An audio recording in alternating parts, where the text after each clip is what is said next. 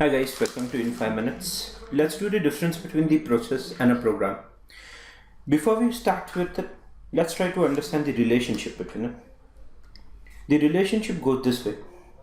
We have one program, and then what program, when we run them, execute them, there would be n processes created. In few books, we have also seen a definition that program in state of execution is known as the process.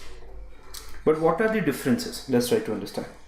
A process is a sequence of instruction, whereas a program contains the instruction. Now, what do you mean by this? What is the difference? Okay.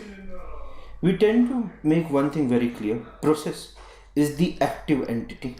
That means it is executing certain instruction.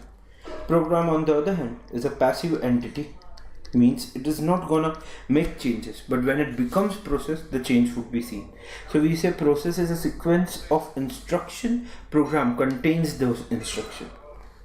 Process is a dynamic entity, as we said earlier, whereas when it comes to program, it is entirely static entity, passive, that is not gonna change.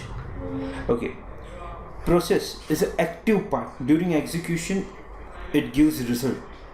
Program is a passive part. It does not give any result. By giving result, it has to first convert itself from a program to process, and then results can be given. Process is stored into memory, that is your RAM. Program is generally stored in a hard disk drive, that is secondary storage. So these are the four basic differences when it comes to process, but do understand the relationship between them. The next thing we'll be doing is a difference between the process and a thread coming in, but these are interrelated video. So let's go with the next.